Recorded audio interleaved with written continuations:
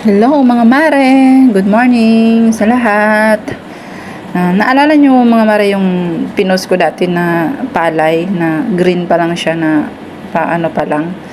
So ayan na mga mare, hina-harvest na sa Nueva Ecija. Yung palayan ng kapatid ko mga mare.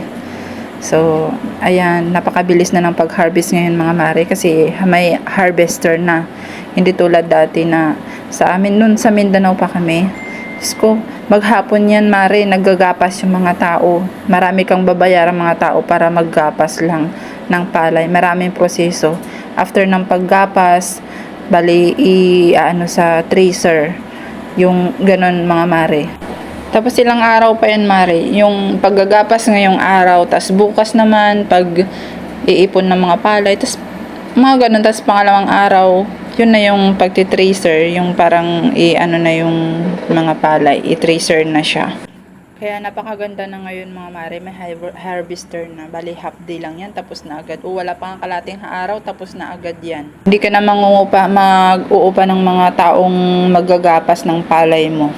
Alam niyo mga mare, naranasan ko din yan mga mare dati nung mga bata pa kami. Nung sa Mindanao pa kami, sumasama ako sa ng mga palay. Bali, ako yung sumusunod sa naggagapas. Yung may naggagapas siya, tapos sinusundan ko pa kasi iipunin yung ginapas na palay. Tapos may nakasunod sa akin, yung nagtatali din ng inipon kong palay. Kaso, kasi ang bagal-bagal ko. Ang sakit kaya sa likod mga mare. Tapos ang init-init. So, basta sobrang hirap.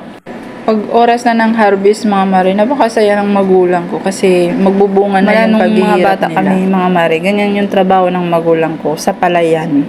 Bali nakikita ko yung paghihirap nila. Dati nakikisaka lang kami sa Mindanao mga mare. So ngayon, bali swerte kami, yung mga kapatid ko nakapag-abroad. Tapos ayan, hindi namin sariling lupa yan mga mare. Bali sanla lang yan ng sa kapatid ko. Yan, kaya tinataniman namin ng palay. Dati mare ang tanim namin mga sibuyas.